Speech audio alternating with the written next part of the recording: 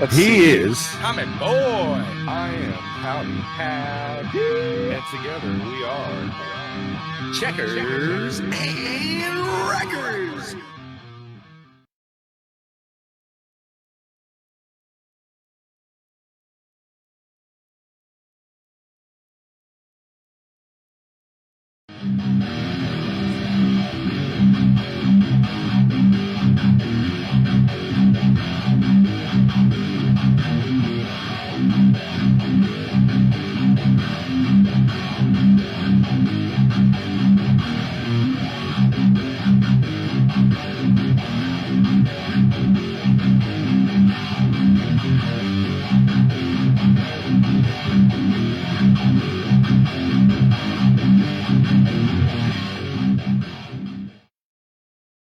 Well, good morning, good morning, good morning. Good morning. How are you doing today? I am fabulous. If I could go Finer than a frog's hair. How about that? This cough here, I'd be all right. But hey, we'll get there. We'll make it happen. And boy, oh boy, I'll tell you what, got an exciting week of racing. And it's only going to get better. Absolutely, because today is what? The Daytona 500. That is right. It is the The Great American Race. 500 here. I think that's in front of my face. Okay. Yeah, if it blocks my face, it's not the moneymaker here. I guess Yeah, you don't want to shake the moneymaker. moneymaker's here with us in the I'm not going to the comment vocal on cords, the vocal cords. We'll keep it at that. Goodness gracious, starting off as a good one already today, and we got a lot to talk about as far as Daytona 500 goes. Yeah. But yeah. First of all, let's talk a little. Let's get the other stuff out of the way here. Yeah. First of all, let's give a shout out to our brothers over at Black and White Sports, Dewan and the Ass. Dewan. And you got Dandelion. Yeah, absolutely. Old Dandelion there. What's your other alter ego? Daisy? Dandelion and Daisy? Dandelion and Daisy. Uh-oh. Leo's saying we got a chance of rain here today. So well, you know, there's always a chance of rain. Yeah, at it's Daytona. Florida. It's Florida. There's a, you know, it just depends. It's going to rain for 5 minutes or 5 hours. But you know, the good sign is, rumor mill is Juan Pablo Montoya is not in this race. That's good. So all jet dryers are safe. They're safe. They are safe, and the guys driving them right now are over there going, "Whoo!" Yeah. So yeah. Big shout out to Black and White Sports, you know, every Wednesday Night Live from Royal Blue Sports Bar, which I have been in there, and it's a pretty nice little place. And, you know, you get in there and you just smell those wings, and, you know, it smells amazing. Nothing better than a nice, good smelling wings there going in. So, like I said, I apologize on the cough. I'll try not to do it directly into the mic here, but, and TommyBoy, where do you go for all the happenings? www.BWSPORTS1.com. And look at that, we got merch now. We got merch. I'm wearing my Checkers and Wreckers hat. You could buy this one. I don't think you'd. I don't think you'd want it. It's like game used at this point. What would it be called? Would that be considered vintage at this point? Yeah, right. Yeah. or what's the other Retro. one? Road worn. Road worn, yeah. Like you know, Fender does that to, you know, guitars where it's like road worn, where it's like been on tour, you know, so they just like beat it up and stuff like that, and then up the price like $1,000. Exactly. So, you know, we could do that to your hat. And then look at this, Gruntworks Custom Wood sending those flags out tomorrow. So oh man, let's talk about that for a second. I mean, absolutely. I know I've posted it. I know you've posted it. It's on the Checkers and Wreckers page. If you haven't seen the sign that Gruntworks Custom Woodworks did for us, and they did one for Black and White Sports. Yep. I mean, amazing. These things are absolutely amazing. Phenomenal. Yeah. And it's veteran owned, veteran operated. The dudes. Yes. So, I mean, not only are you a veteran, so that makes you a badass in itself. Right. But then you're doing what you're doing, and you're an artistic badass. So. And I like how he, because, you know, he posted, you know, when he was doing, you know, the sign for us, and he's like, you know, I had a little hard time, you know, the hitting the color was tricky, but he nailed it. Yeah, I mean, it's dead up like one of these right there, that color there. Yeah, it's gonna look, yeah, it's gonna look awesome hanging right there. And then The original Checkers and Wreckers banner will be going on the road with us when we go out. And I love saying that. That sounds so good. Going on the road with us there. When we're doing live shows out and about. And speaking of that, if you would like Tommy Boy and I to come to your place or wherever and do a show, hit us up. Let us know. I mean, we're more than, as long as it's within driving distance for us, or if you want to pay us to travel, we'll do that too. But we have no problem. But yeah, we're game to go out and do live shows. Absolutely there, and I'll tell you what, it's been an absolute blast so far. It has. And coming up on that 1 year. We're not there yet. Not yet. Because it's almost pepper time. Pepper time. That was phenomenal right there. Goodness gracious. And if you're listening right now and you're not watching the show, that just gives you a little more incentive to tune in Sundays at 11 to see that dance. You got to see the on-camera antics. The pepper time. But it was a year ago. Now stop. Pepper time. Oh. It was a year ago. This Daytona 500 that we got with the boys over at Black and White Sports, and we were like, hey, let's do, we're racers, let's do a special with you guys, have us on there and we'll talk a little with you. And look where it came. Boom. look where we are now. The machine. The machine's so man, oh man, it's been a blast, an absolute journey so far. So it's been a good ride so far, and it's going to continue to go and get better. And I should put out a little fair warning too. My son has crashed right there. Oh, and that's an understatement. I mean, this kid's in this little bitty chair doing backflips and everything else, and not awake. And so if you do hear a kid screaming, he's gonna wake up. He'll probably run out of the room there when he realizes that he's downstairs with me.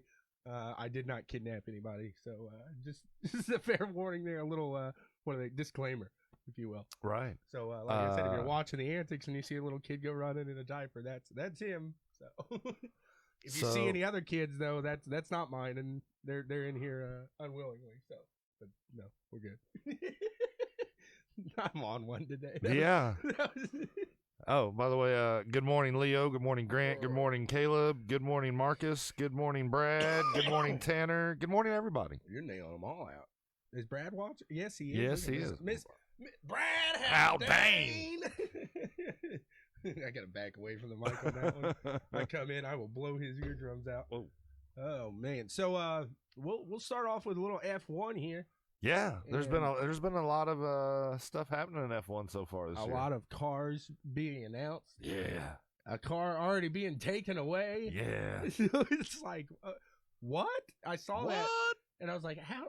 It's like F1 is that bad? But so we'll fill you in on this Ferrari.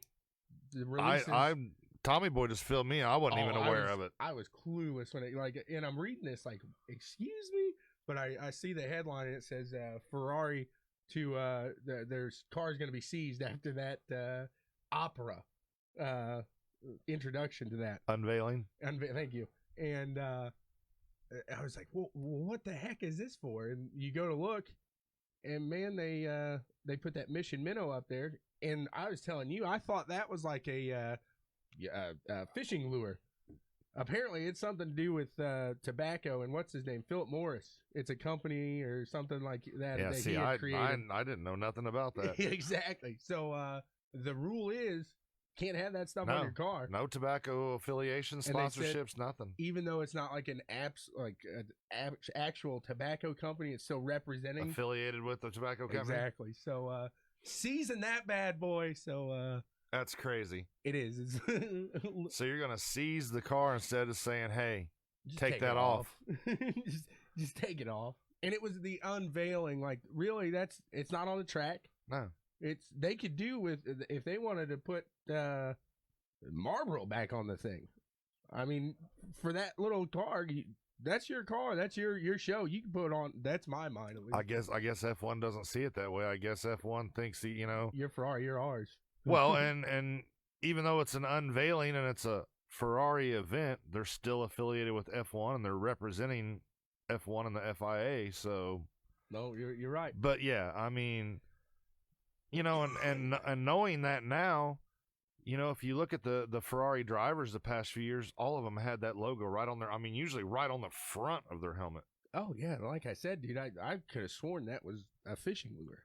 Like, Yeah, I never knew it was he's affiliated with affiliated anything with- right. tobacco. I mean, that completely blew my mind when I heard that, and then just the fact that they did get their car seized. It's like, That's crazy. wow. So absolutely incredible. But I think both of us agree on the nicest looking car in the field, and that's going from that blue and that typical Red Bull look Of the and Toro the Rosso, Toro Rosso, exactly. which they're not the Toro Rosso anymore. They are It's like Alpha Tauri. Alpha Tauri. Is Very that good. is that how you say it? Tauri? That's what I would say. Tari? Yeah, exactly. I'm not exactly sure the pronouncing on that, but yeah, those guys will check that car that's out. a great looking car. It's phenomenal. It looks very nice. And then Alfa Romeo comes out with like a snake skin.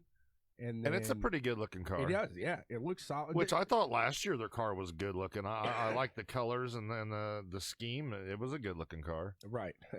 And I'll tell you what, honestly, and I didn't want to say this. I was really hoping because I like that orange and blue, but McLaren's car kind of disappointed me this year. I like that. I really was hoping both IndyCar and F1. I was really hoping. I thought when I like Dixon's car in IndyCar, and that McLaren looked like they've had the past few years as a the PNC livery, right. But think of Alonso when he how it merged that color, right? And now it's just like, boom, it goes from that. It's lined instead of like merging those colors with the pixels and stuff. I always thought that was really neat. And I always thought, I understand that that's your colors, the orange and the blue, but I thought, man, that car would look so much better if you did like a Dayglow orange, like the old Marlboro. Yeah, yeah, and then do like a blue chrome and do something in there that would it would really make the car pop. Or which like a pearl, right? A little pearl in there or something. Yeah, exactly. Which I mean, I know looking good's not necessarily gonna make you any faster, but I'm kind of partial to those guys in F1 like to look good. Oh yeah, yeah, absolutely. And so just this big empty spot on the side of that McLaren car where a sponsor should be. And I text my buddy because I thought that's where his company was going to be. I was like, did you not pay for this? And he was like, no, look. And it's this little tiny thing like right above. I was like, oh, I'm sorry. I didn't squint. That would kind of be frustrating. Right. So, I mean, he filled me in a little more of that's what they expected. But when they had that show car there in Vegas, it was boom pronounced across you might want to go seize that one since it's not true sponsors.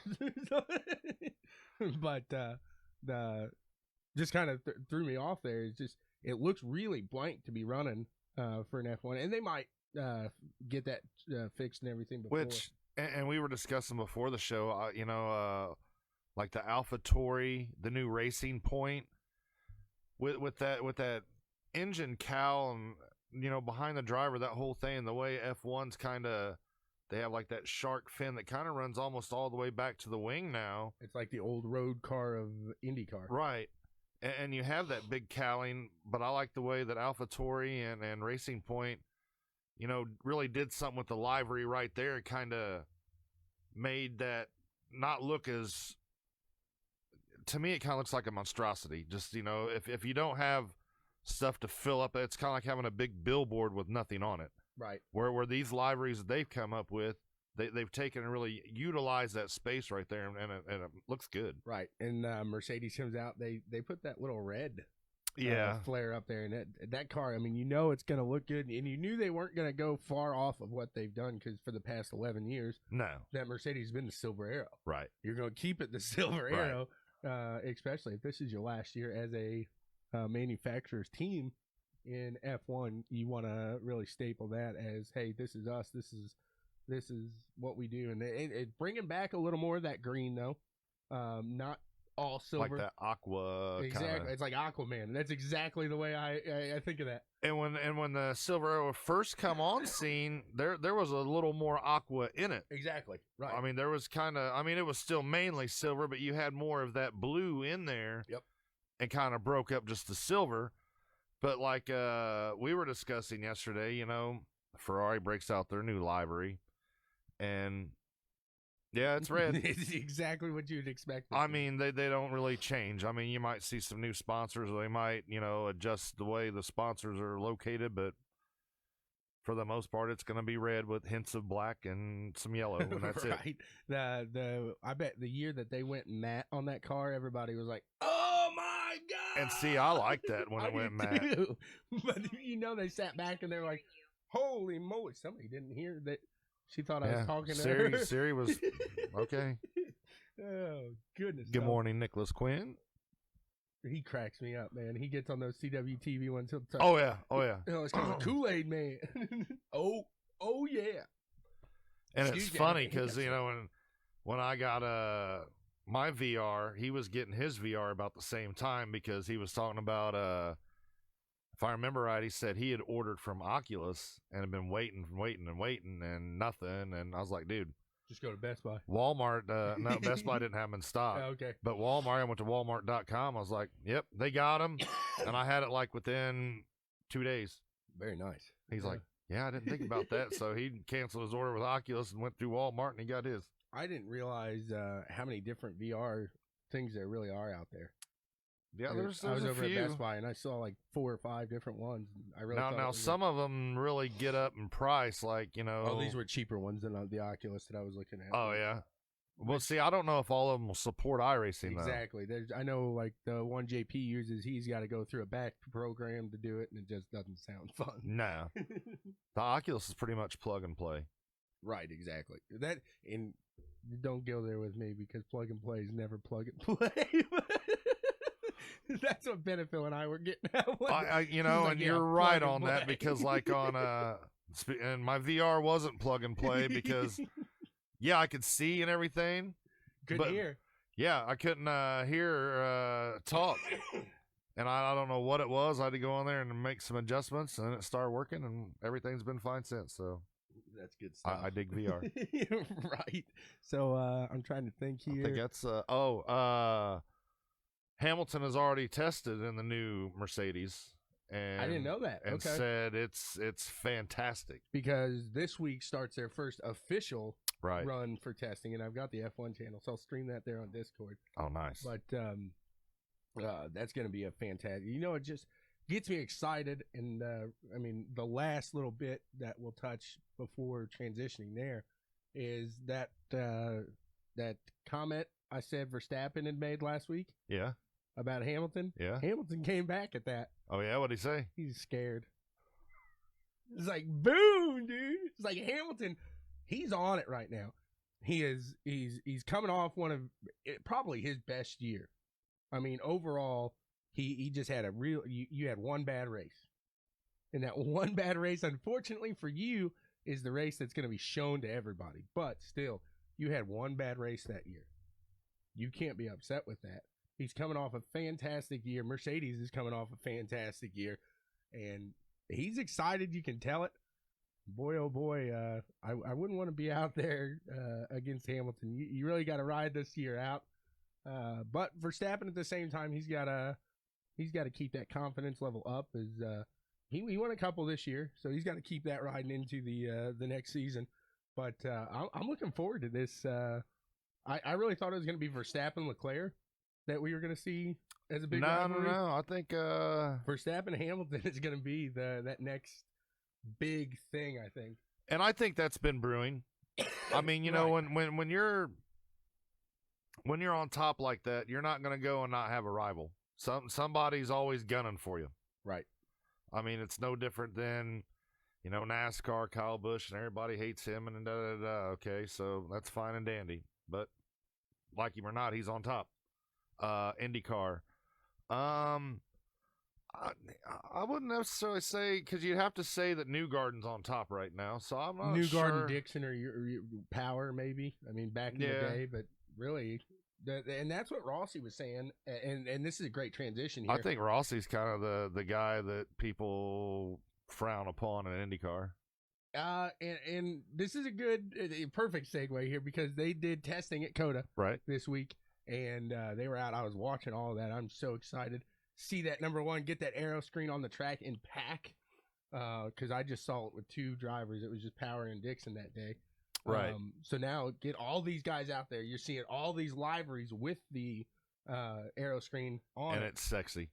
Man, I think it looks. I really do like the new car. look of the halo better because somebody put the halo right next to the aero screen, and I do like the look of the halo better. But man, that aero screen, there's nothing wrong with it. It looks good. But in the look of the halo, are you liking it better just because?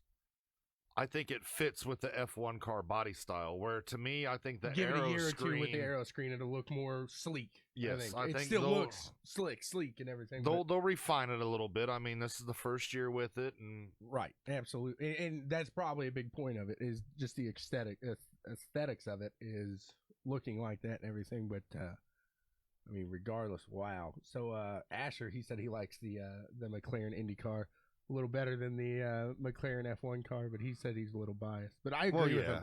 I do. I think the Indy car does look better than the F1 car. And I would have to agree. They got away from that chrome, the Aero Schmidt that they were known that gold chrome and the red chrome or whatever. Each car had that different color. Yeah. When Servia ran with him, he got the green.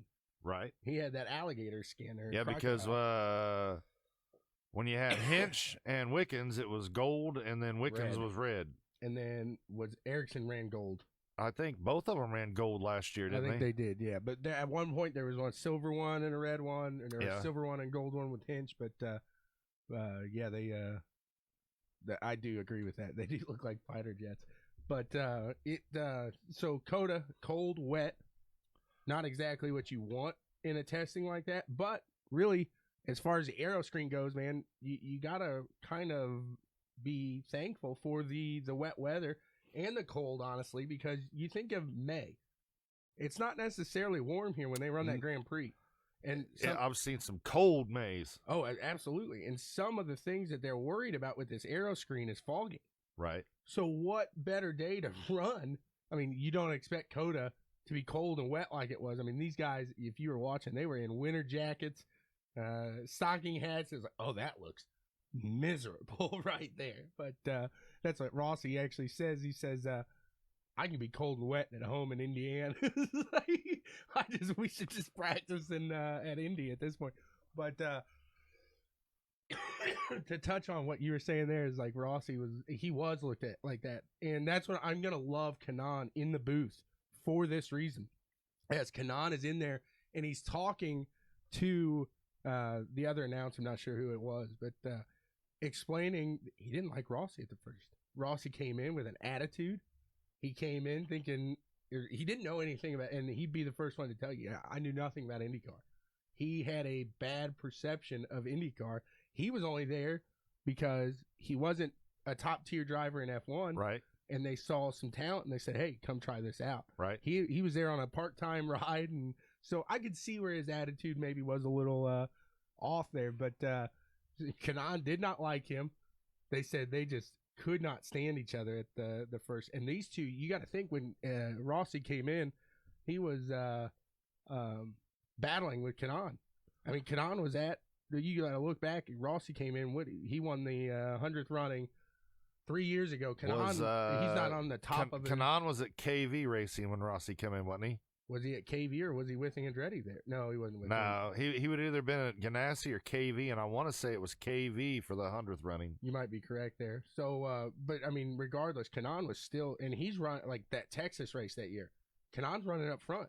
I mean, that's that year that Kanaan came out and was like, man, we got this little people in the crowds and we're putting our life on the line. Yeah. He came out and he was upset. Not something you normally see from Tony Kanaan, but comes out and says, didn't like Rossi. And then just explaining his whole attitude and everything. He had no idea what was going on. But he had to scratch his back. But and then they're showing an in-car. Did you see this new in-car view that they have? I like it. The helmet? I like it. You talk about frames per second, man. I like it. Holy moly. It looks like iRacing when they're in there. It almost looks fake because of how fast they're going in this camera, picking up everything. But they're showing the steering wheel with Rossi going around. And number one, with it cold and wet, they got to wear their brown pants on those days, man, because they're over there. He's hitting 100 and some miles an hour going, whoo, whoo, whoo. It's like, yeah, because every time you come out of the turn and try to put the power down, it's You're just catching the car all the time. And then you're hitting a puddle and it's getting around. It's like, nah, dude, I would have parked that thing a long time ago. But really cool to watch that. And then on top of that, TK is explaining what the steering wheel, everything on that steering wheel, he explains. So just that technical aspect, you're gonna get there, and that's a steering wheel. So they're on that now. I didn't realize. Sorry, I didn't realize that the tires. You see the tires that there's 4 blue lines for the most part, and they can adjust the temperature in their tires. So if they want to run them a little hotter, they've got a switch for that. It's like, oh my goodness. So well, hold on here. Look back and I was amazed because Kanan says you can run them blue, yellow, or red. Okay, but here's my thing. I don't know if is it actually heating the tire, because I don't see how you could heat the tire if you're on the track. Are you putting more pressure? Like, are you adjusting weights to put more pressure on that tire, so that tire is going to build up more heat in that way? That's a possibility. I think that because you have onboard weight jackers where you can jack the weight to the corners of the car and stuff like that.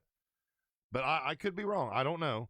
I just don't see if you can. I don't add the heat, actually put heat into the tire. Now I know they have tire warmers in the pits and stuff like that, but I don't know if you could actually put. I don't see that happening. Or is he talking about the blue, yellow, and red? Is the different temperatures of the tire? Because blue is going to be cold, right? Yellow's going to be, it's not wore out yet, but it's getting there. Right. And then red's going to be, your tires are done. Well, no, see, that's what they were asking there. And Kanan says no. So you can go out there and, start out of the pits on red. Okay. So that just means you're going to have, the blue's a softer car. It's, that tire's a colder tire, just the way he was put. I'd have to post the actual clip there. Yeah, I'll have to watch that because it's really interesting, just him describing the different things that all this steering wheel does. Or I wonder if he's talking about you can set that for the different compounds of the tires. See, he wasn't talking about the blacks and reds and. Yeah, I'll have to watch that and see what he's talking about. It's pretty incredible. Like I said, it's just that steering wheel is an absolute just behemoth, if you will, and. There's a lot of things that go into that. We could talk to Mr. Trowbridge. I mean, that'd be the guy we talked to right there. Yeah. So he himself, he was out there. He got to have some fun out there in the cold and wet. He was out at COTA testing there with AJ Foyt, and I don't think they had all their drivers there. No, Bourdais was there actually. I think they may have cycled through all their drivers there during that testing. And I think Bourdais would be the perfect driver to have in that car for that race because if I remember right, last year at COTA, he ran pretty good. Or not COTA, but St. Pete, he is professional. He knows St. Pete. That's his Herta won COTA last year. Right, yeah. But Bourdais is, Newgarden won St. Pete, but Bourdais is a St. Pete just master. The past, 3 years, he won the first 2 races. Yeah. It's like Bourdais. It's like, oh my gosh. So we'll watch that. But last little bit of IndyCar news before we switch to all the Daytona action from the past week and leading up to today. This kind of does have something to do with Daytona. Yeah. There was a certain driver. Special guest at COTA. There was. And we talked about it here on the show before a couple months ago it was, and the possibilities of this happening. Jimmy Johnson shows up in Texas, and he was talking with Rossi and Andretti, and then he was actually guest of McLaren and Arrow. Well, imagine that. Right. So old 7 time. Right. So and he did a swap with Fernando back in the day. Yes. So that's kind of where that McLaren thing came in. But well, and we've talked about when we discussed this before. When Jimmy Johnson first came on the scene, he ran off-road and stadium trucks and stuff like that, and he had goals and admirations to run IndyCar. Yep, and that's where he wanted to go. But they told him, said, if you want to have any kind of career in racing, you need to go where the money's at, and the money right now is in NASCAR. Right.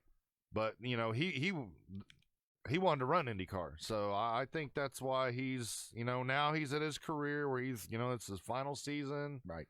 Now I can do what I want to do. I don't have to run a full season.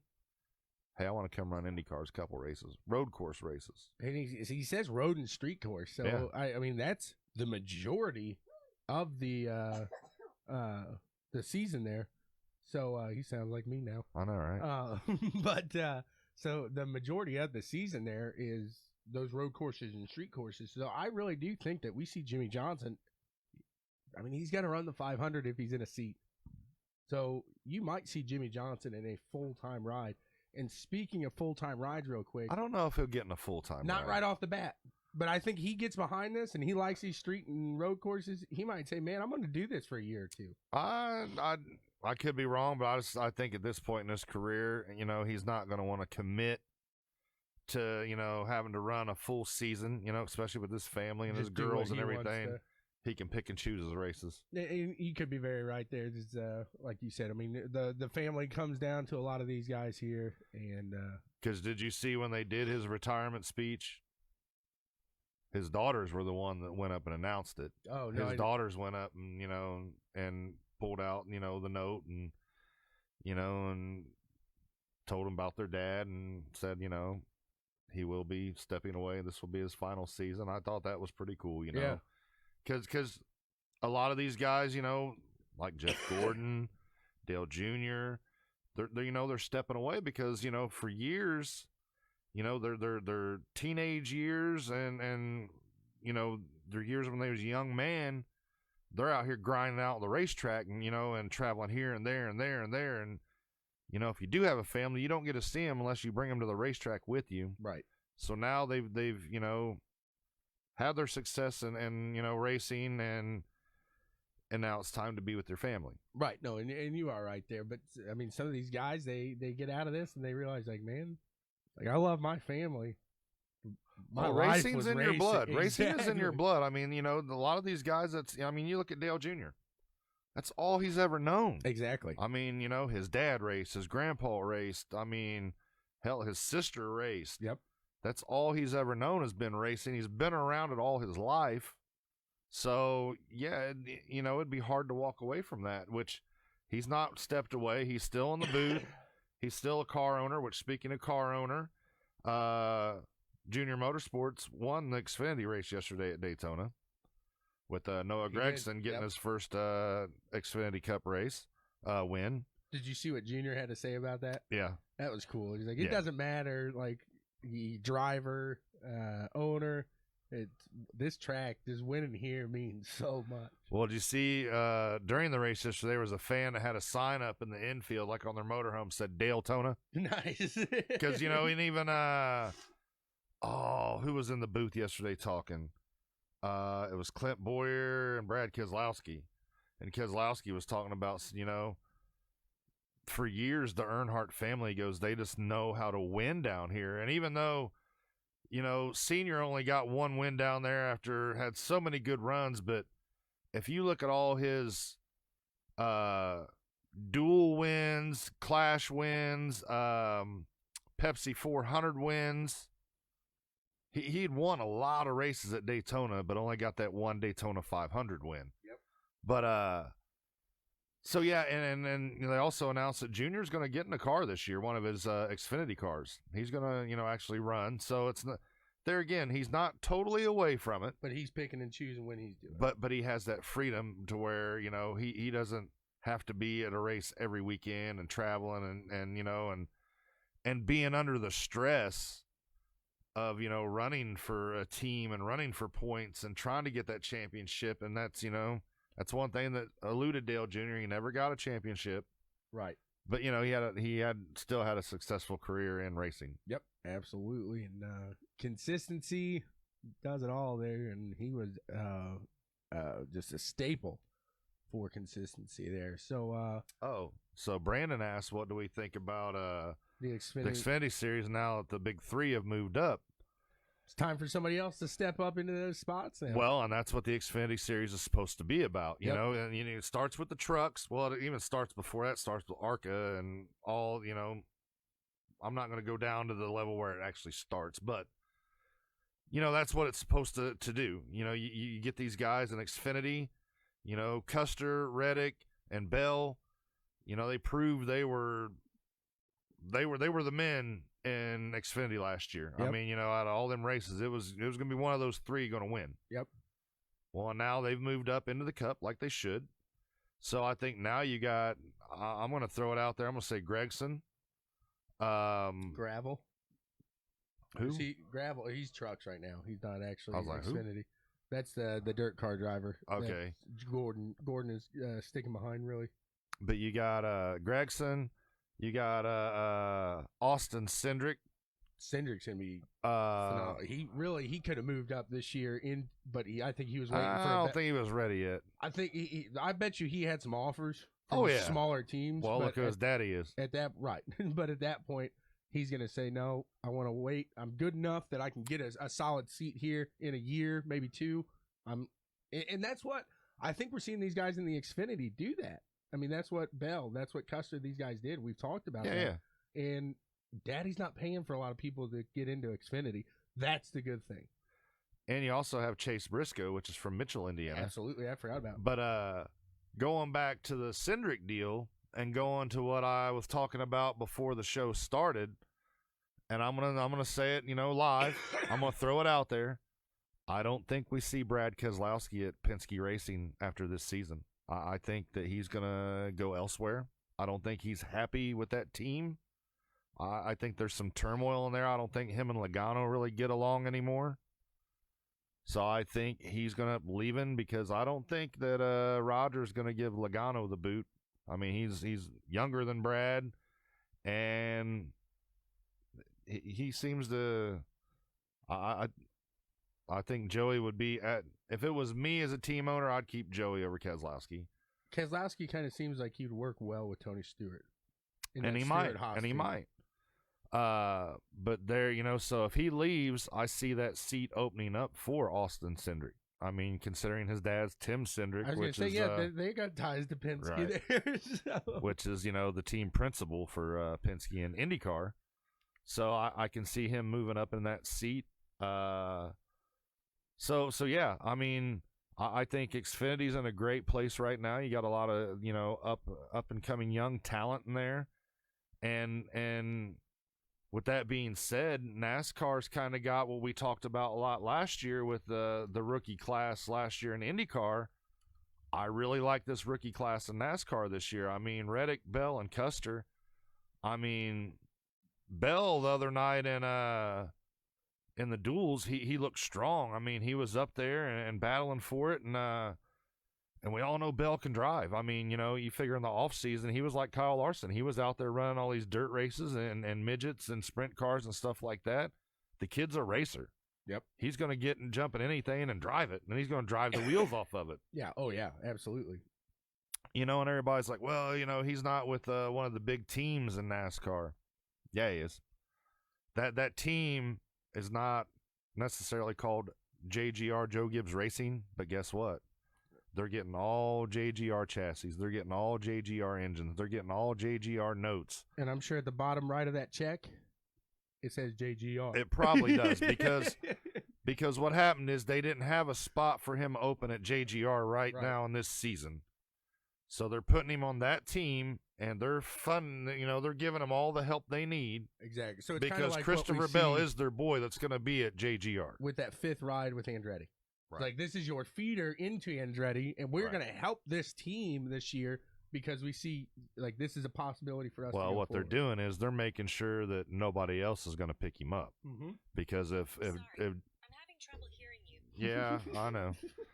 But They staple him there. You're exactly right. Because I mean, if he didn't get signed by JGR, Hendrick's somebody was going to pick him up. Somebody, absolutely, because he's too big of a talent not to pick up. And that I think is a big reason why they did that, because the 48 car is open next year. So why not staple and say, hey, please remember who helped you out last year? It wasn't Hendrick. Right.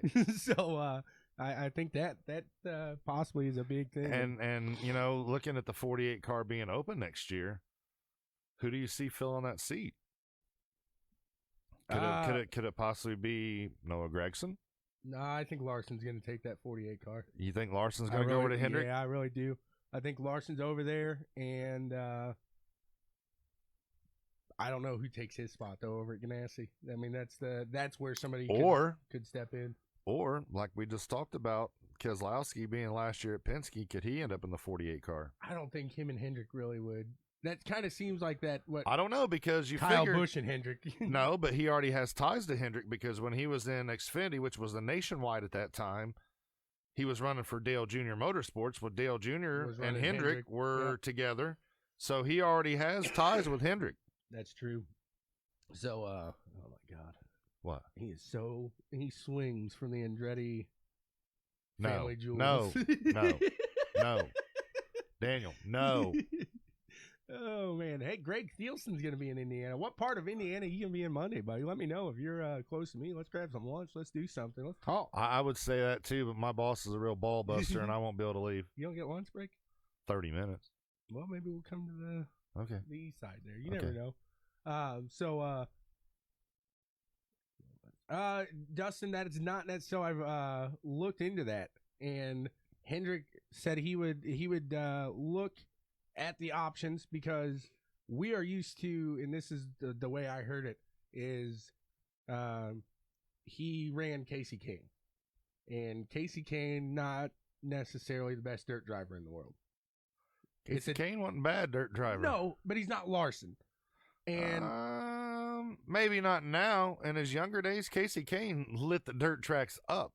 And they're a lot safer. I think his safety is a big reason they don't want those guys in the sprints, or the midgets like Larson riding on dirt. So Hendrick, I think, said he'd be open to the idea, but it's going to take a talent like Larson which basically means that's not happening. I don't have to agree with Dustin on that one. I don't see if Larson can't go run dirt like he wants to run, I don't see him leaving where he's at. Why would you leave a team like Ganassi?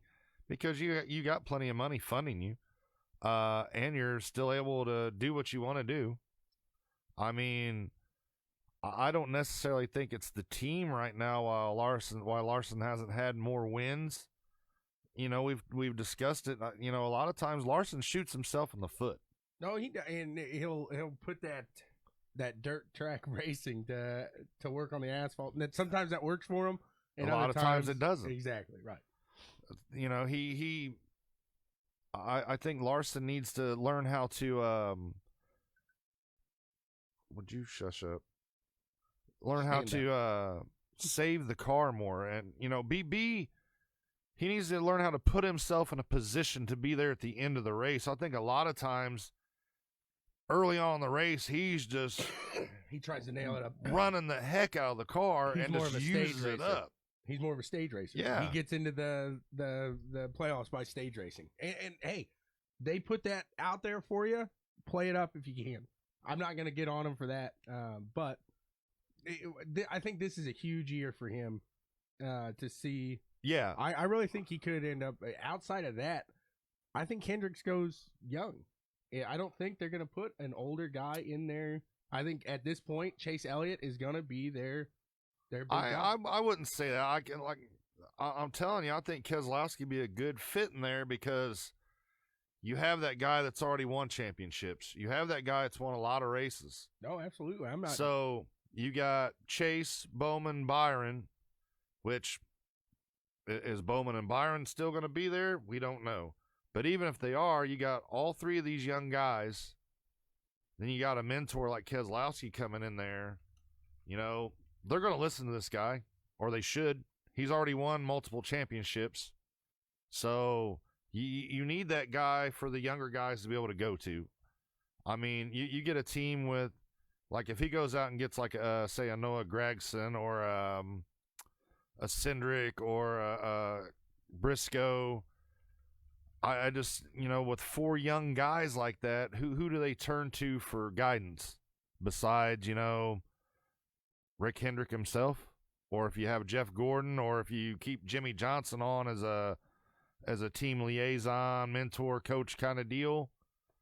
So there's a lot of speculation who could end up in that ride, but to me, what makes the most sense, if Keselowski leaves that team, that would be the guy that I would be looking at putting in that car. And that's what Dustin, he's saying the same thing you did, is remember, he does have those ties to Junior. But like I said, if they don't go with Larson, in my mind, which I'm not, I think you got a good idea there, but if in my mind, if they don't go with Larson, they're pulling somebody from Junior's Xfinity team.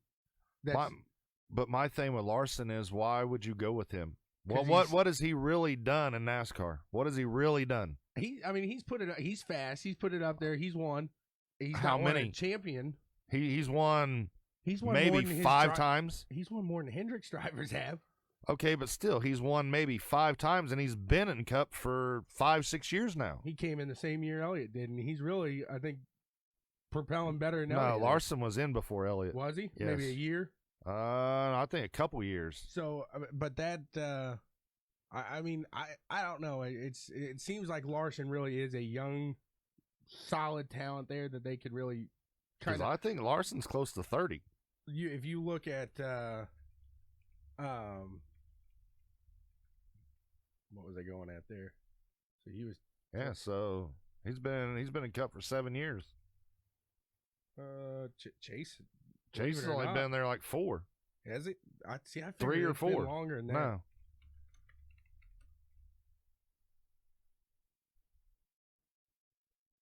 $2017. Yeah, so he's been in there. This will be his 3rd year. Wow, it seems like it's been a while. Where Larson's been in 7 years. Yeah, exactly. So okay. that's what I'm saying. Larson's pushing 30. He's not that young guy. No, and I guess you're right there. I think you're putting Larson too high on a pedestal. I mean, to be 7 seasons in, and you've had, like I said, maybe 5 wins. What have you really done? Right. No, and he's made the playoffs every year. You do got to not every year. No, with Ganassi at least, because he did start. I noticed he started off with that with Wood Brothers, or who was that? I thought Larson was always with Ganassi.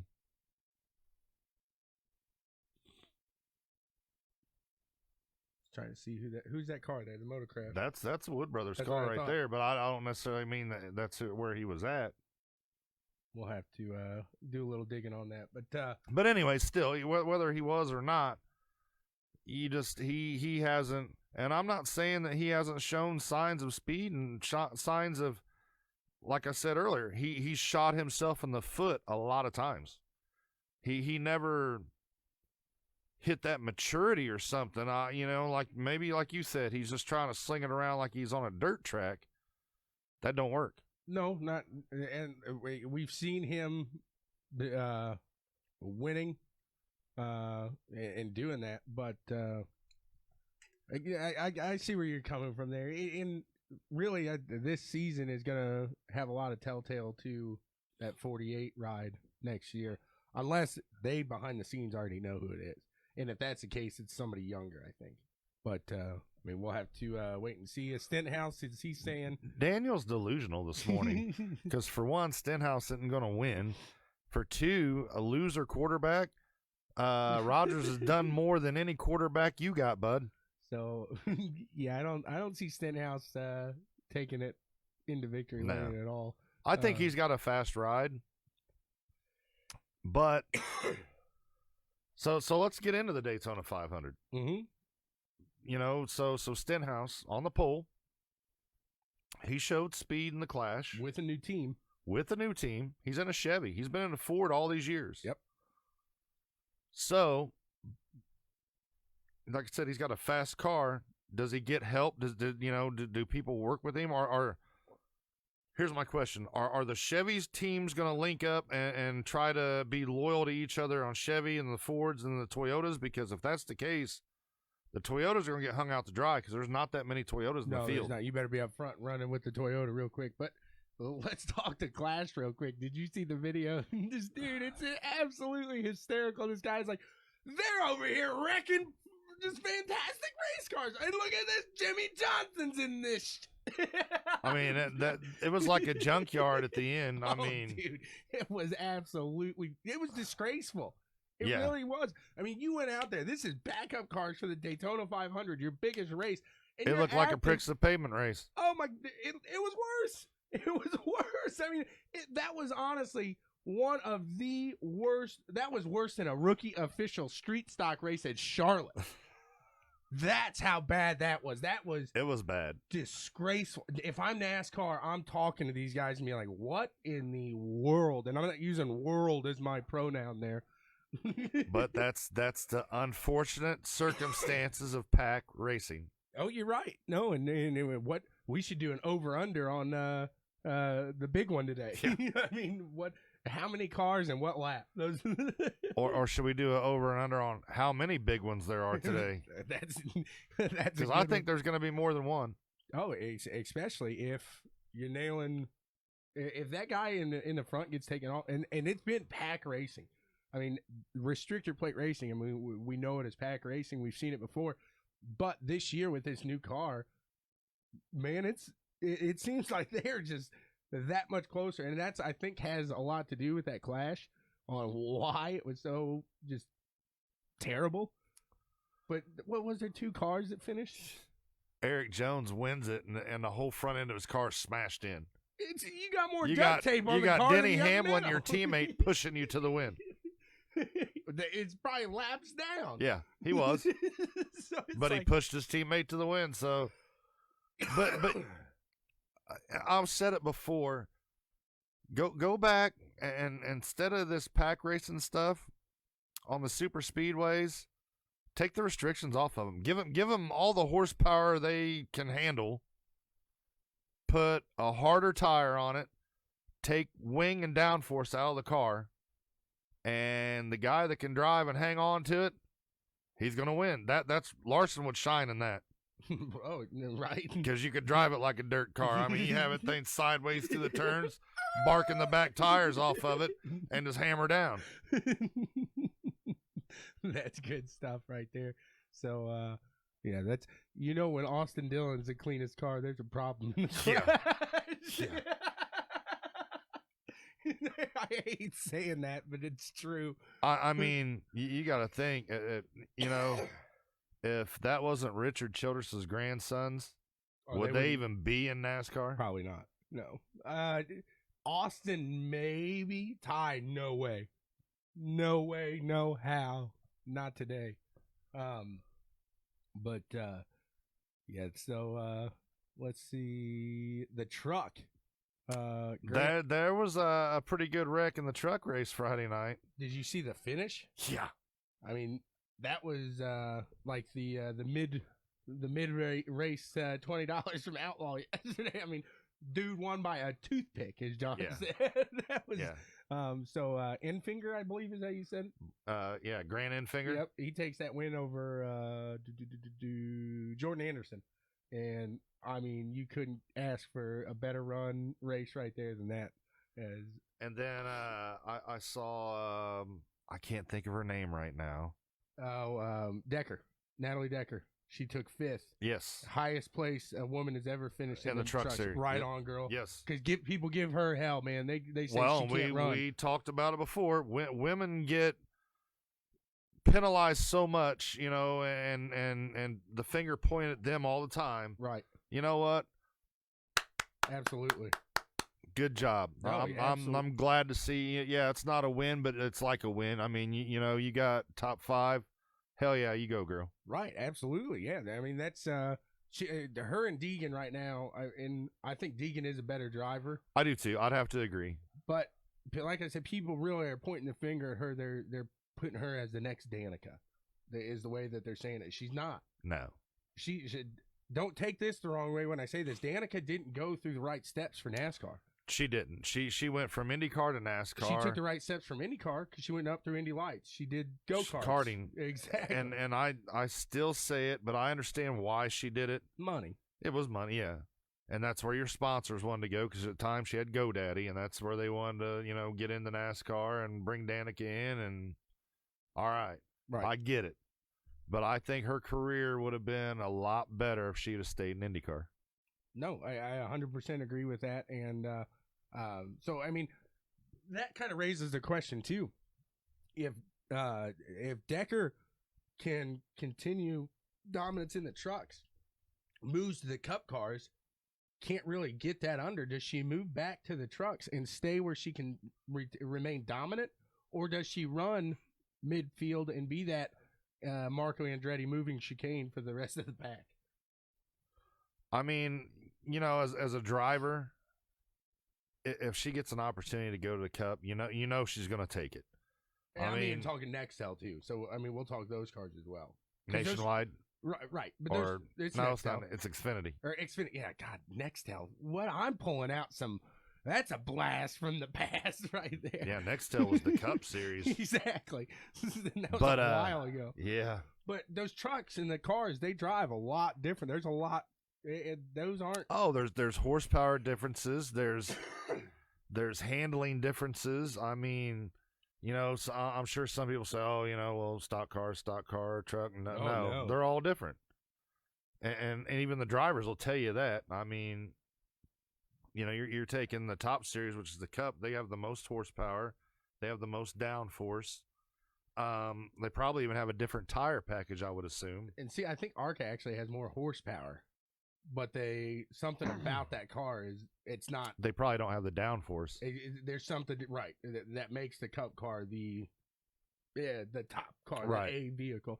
But man, I'm not shocked with Decker's performance because I knew she had it in her, but I think she was a little blown away. I mean, they're talking to her after the race, and she just seemed like speechless and amazed.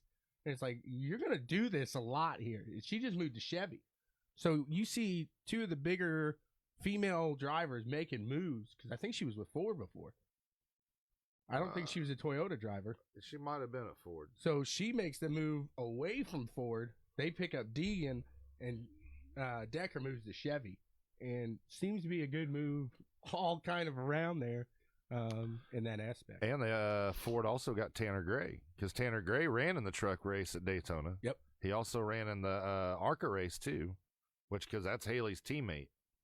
Tanner Gray and Haley Deegan are teammates, which we've said it before. If you don't know who Tanner Gray is, 2 years ago, he was the NHRA Pro Stock champion, youngest Pro Stock champion ever in NHRA history. Yep.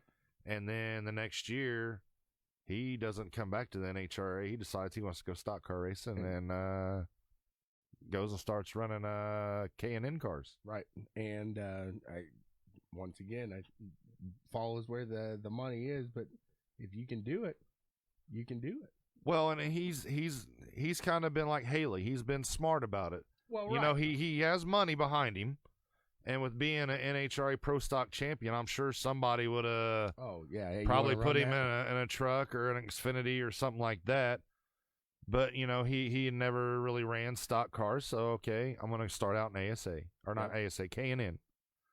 And now this year he's up into ARCA, and he's running some truck races, which he's not running the full truck season. He's running certain races, so you're running ARCA and you're getting your feet wet in the trucks a little bit. So you're doing what Deegan's doing. Yeah. I mean, you're running all these. You're being smart about it. Right, absolutely. And if the cards play out right and you end up getting in the Cup Series, cool. If you don't, at least you tried. You're not making money in the truck series. If you're a top runner, if you can be a solid you're not driver, making a huge you're not a paycheck. millionaire. No. But you're making a livable wage. I mean, geez. I would do it. I mean, if someone had called me right now and said, hey, you want to come around my truck? Sure do. Why not? I'll be in the back of the pack. I don't give a flying F. Well, I do. I mean, your competitive spirit takes over and you want to be up there. The way I look at it, I might have been 43rd in this race, but there's a lot of you guys that weren't on this track. but at the same time, I'd have to be Ricky Bobby on that one. It's the greatest feeling ever. I get to drive a race car. I don't know what to do with my hands. I want somebody, if I ever make a podium in iRacing, I'm going to have the most awkward interview, and I'm going to do that. Like, we don't see your hands. I'm going to be like, I don't know what to do with my hands right now. Hey, it's Ricky Bobby. If you don't chew big red gum, I'm not going to say the rest. That was so good. He just keeps raising his hands. I don't know what to do with my hands right now. We should have done a ode to that for the Daytona 500. We should have. We could have done a good Ricky Bobby parody. Oh yeah, absolutely. We're thinking of things. We got stuff going here. So oh man, let's see. Ty Majeski, he won something. Big iRacer. Yeah. I don't know if it was ARCA but he was down in Daytona and he took a win. Was it? I don't think it was ARCA because I watched the ARCA race. Was it ARCA? We're gonna take a look here. I've slept since then, so I don't remember.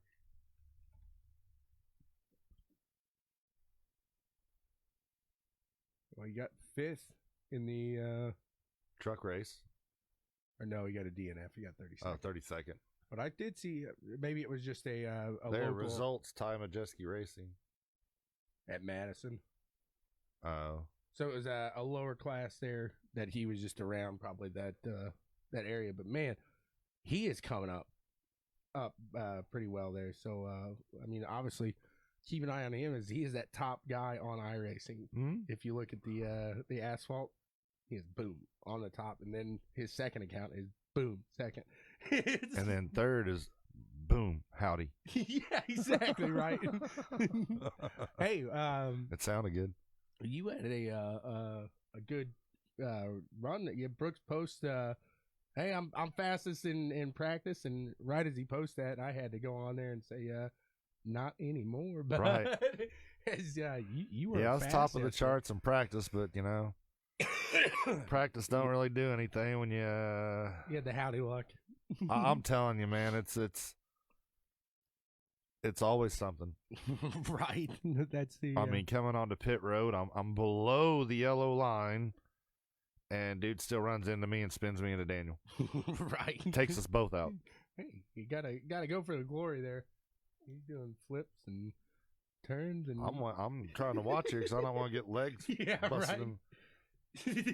What's up, dude? Did you see that look? The look he gave right there was absolutely phenomenal. Like what? So he realizes, oh, I'm in checkers and records now. Hey, it's Sunday morning. Good morning, Charlie. So he's like, yeah, I'm gonna go back to sleep. So before we hop over to iRacing, Logano, fastest on the last practice, won the duel. Yep. And Byron won the other duel there. Yep. So maybe good signs for Hendrick, as they had a rough year last year. Let me ask you this before we go any farther. Who do you think is the strongest manufacturer right now? Chevy. You think Chevy? Yeah, I do. After the last year, I wouldn't have said that. Right. But I think they got their stuff together. Yeah, I think they're definitely showing some signs of improvement. And I've heard some of the Ford guys complaining. Now, I don't know if that's just a ploy or a scheme to kind of throw people off, because, you know, Indy for years it's been sandbagging and. Oh yeah, absolutely. But you know, it goes no different than Daytona. But yet, the Ford guys were complaining, but they looked pretty good in the duel. Right, absolutely. There, so definitely we'll keep our eyes out. But I do think ebbs and flows bring Chevy back up to the. Daniel says strongest will be Fords. I don't know, man. The Chevy, you know, after last year, Chevy's going to come hard this year. They're going to come with a vengeance, and we don't have as many Toyota drivers, because you have JGR, which has their 4 cars. Christopher Bell's in a Toyota.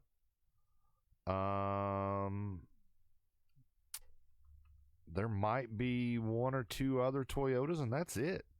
I think there's only like 7 or 8 Toyotas in the field. There's not many, I know that. But you said JGR, obviously. But that's a big team to to be running that.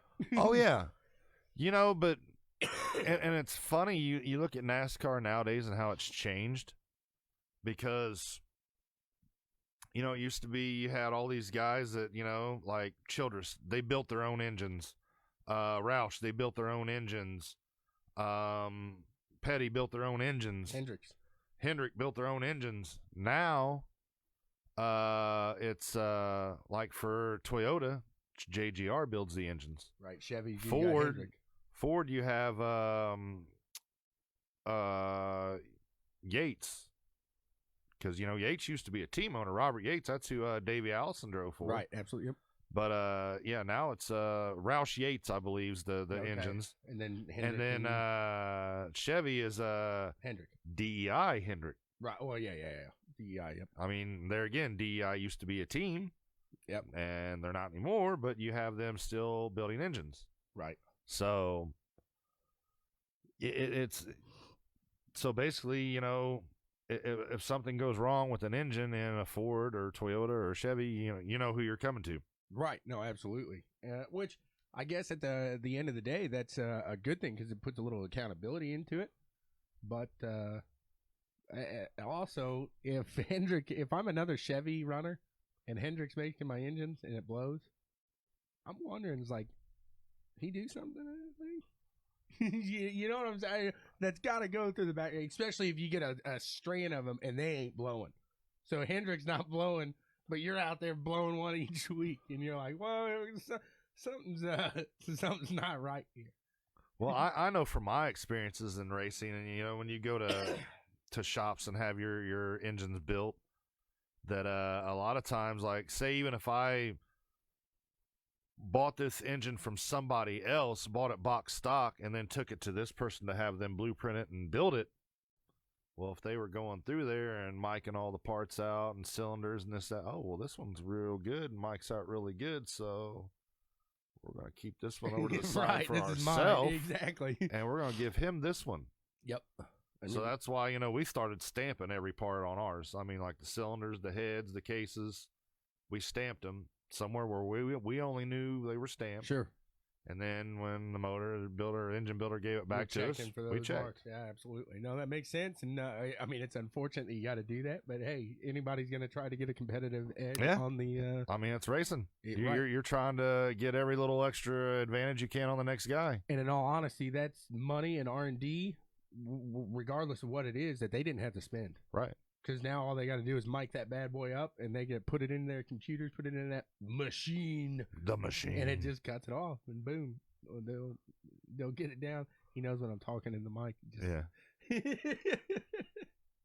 Oh, man, that's good stuff right there. So, got anything else on NASCAR and Daytona? 5th straight sellout for the Daytona 500. So NASCAR in general, declining. That race today is still, it's no matter how low the IndyCar got, the 500 was always boo. I mean, did it sell out? No, but it still had a good draw. If it was Daytona, you're selling out. Yeah, because of the stands. We are one of the few that have stands around I was going to say the entire, but we don't have them down the backstretch. But our facility is absolutely ginormous. You can fit 500,000 people in there, so it's hard to sell that out. I think Daytona's sellout is like 200,000. So big difference there. But, I mean, still, this is the race in Homestead, which is not the final anymore. It's like week 3. Right. Will be probably, 6,000 people in the crowd. So it'll be more than that. Probably 60,000. But Bristol used to sell out every year. There'd be a line to get into Bristol. Exactly. It doesn't sell out like it used to. But, everybody that, bashes NASCAR, I don't watch NASCAR, and this, that, and the other, they're going to be watching today. It's the Daytona 500. Yep, you got that right. No, I mean, take your nap, watch the first green flag drop, take your nap in the middle of it, wake up to watch the end. That's what my dad taught me. Well, that's what the Bionic Man will be doing. Yeah, absolutely. I know. He'll see about the first 10 laps, get him a good nap in, catch the last 10. Yep. Then it'll be texting Sean and Dan. Man, did you see that Did race? You see that race? Exactly. That's what you did you? I saw the highlights at the end. I saw the guy cross the finish line. So yeah, I did actually. I said, man, that big one was nuts. Like, yeah, it was like 40 minutes ago. That's good stuff. Yes, it is. So let's see. Hamlin won last year. Busch is yet to win a Daytona 500. Yep. So obviously, he is going to be the one with that gold in his eyes. He's going to have the fire there. He's awake. So he'll have the fire in his eyes. He is going to be digging today, as he will try. Charlie, stop doing that. As he will try to nail it out and take that win, take that coveted. So Earnhardt was the other fantastic driver that it took him, 20 years. Man, and they were talking about that yesterday on the broadcast, and saying that it wouldn't have been right if Dale Earnhardt didn't win the Daytona 500. Everything that he had accomplished and just the icon in NASCAR that he was. Hey, there's guys that just like that in IndyCar. True. I mean, never that's won the 500. So. And in IndyCar, that's the race you want to win. And NASCAR, Daytona 500 is the race you want to win. Absolutely. So it's going to be a good race. I have no doubt about that. And this one always brings out the absolute racer in everybody here. So I'll definitely be tuning in to that. I just want to make sure we're not missing anything that I got wrote down on that there. I think we're good. We did. I'm going to cycle back to IndyCar real quick because now as we talk about the Indianapolis 500, there's some big changes made this week, and I forgot to mention those. Did you see what Mr. Penske came out and? Oh yeah. Throwing down a little more cash to the winner. So Daytona today, it's the biggest purse ever, and come May, it's going to be the biggest purse ever for the Indianapolis 500. $2 million guaranteed to the winner. $2 million guaranteed to the winner. Yes. That's a load of cash. And on top of that, it's like 30-some million is the entire purse. I mean, it just went up incredible. It's probably more than that. But and he's also renovating a bunch of bathrooms, too. No more troughs. Oh, man. No more troughs. I hope they don't take down our checkers and wreckers sticker in the bathroom at in between 3 and 4. Yeah, that was during the snake fit, wasn't it? Or the carb day, wasn't it? It might have been. I thought so. I don't remember much. They probably scrape those off every year, but yeah, we'll put another one. They'll scrape them off, but yet they can't erase the writing that's on the walls that say some things, and I'm not going to repeat. Right. Dustin says that's his dad's tradition too. Watch the green flag drop, get excited for the race, zonk out, and then catch up at the end. Hey man, did you catch that race? It was a heck of a race. That was a good one. So, and going back to Daytona, who's won the most Daytona 500s? Oh man. Anybody out there watching? Who has won the most Daytona 500s, and how many was it? It's not Gordon. He's up there. I'll tell you what, if you can answer that question, we might even just give you a BWSPORTS1 t-shirt. Uh-oh. Look at that. That'll be our Daytona 500 giveaway. Somebody's Googling right now. Yeah, no Google cheating. No Google cheating. Who won the most Daytona 500s and how many? I mean, it's hard not to say. Okay, that's kind of who I expected. Shh, don't give it away. Junior was darn it. TommyBoy. Yeah, Junior was a heck of a Daytona runner though. But so we'll see if anybody gets that. Boom, Ben Nading, he nailed it. Yep. Ben, shoot us a message with your address and shirt size, and we'll get one out to you. There you go. Look at that. Hopefully you didn't Google. If you did, you're the quickest fingers on the, right. The internet today, and you're going to be rocking around with that beautiful www.bwsports1.com t-shirt that looks like, watch this, it's just going to be a plain white. No, good deal. You'll get one of these there. So, like I said, or like he said, shoot us a message there. We'll get that out to you. And if you like this, you think this is pretty neat, which I think it is. We got some hats here. You can buy them for purchase. Getting made up. They are for purchase. And there's a store now. We do have a store. So you hop over to www.bwsports1.com and you can get on to some merch there by our lovely partner there. And if you don't want to go to BWSports1, if you don't want to go to BWSports1.com, you can go to the Checkers and Wreckers Facebook page or the Black and White Sports Facebook page. Click on Shop Now. There you go. It's that easy there, and all this stuff brought to you by Above Printing Concepts. That right there. Bam. What's that? Ben just shot us the info. Oh, there you go. Sweet. He does got some fast typing fingers. He does. And so, heck, what see, Dustin Helms said petty, but he didn't say how many he won, so he didn't quite answer the full question. Well, and he was behind him. Oh, okay. If we're looking at yep, he was. But no, really, I would have thought honestly it was either Gordon or Junior. I don't know how many juniors had but he was just always up front. I don't think I think Junior won more Pepsi 400s than he did Daytona 500s. That gets me because it's on the same track, right? And I don't remember what I had for dinner last night. Let alone I know who won Daytona. Don't know which one. More than likely, I'm going to put the 400 in my head because it's the most recent until, you know what I'm saying? But, I mean, I know what I had for dinner last night. Mozzie's Pizza, because it was good. There you go. Yeah, exactly. Yeah. Goodness. Are you sure? I don't even remember what I was going to say, let alone what I had for dinner last night. God forbid. Woo! Good times, good times. Does that mean Bubba will have some of that luck today? I'll tell you, Bubba hasn't ran bad so far down at Daytona this year. He's looked pretty good. You really wonder if I mean, he came out last year. His car looks good. It does, and that's at. It doesn't look good though compared to Daly. No, not if you compare it, because I mean Daly's car really looks like a fighter jet. Oh man, you shouldn't have made those things so similar because that Indy car just looks so much better. But no, it really does. It make the NASCAR submarine.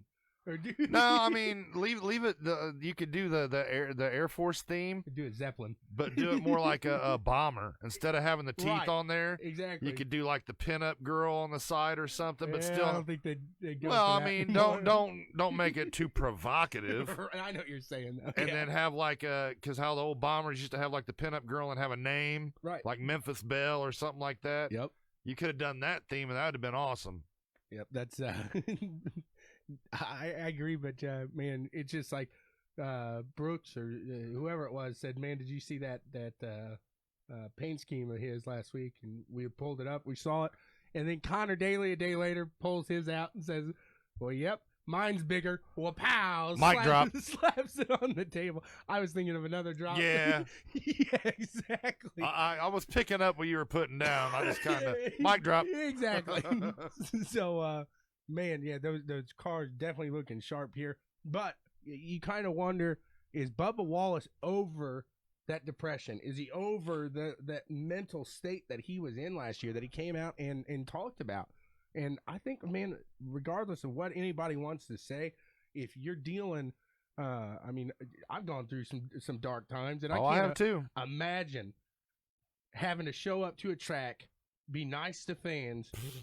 Because he's very presentable to fans. I have to do it daily at work. You don't have people running up to you though and asking for autographs. And at that point, in his head, the last thing he probably wants to do is talk to anybody. He wants to go back to his trailer and get in and just be alone.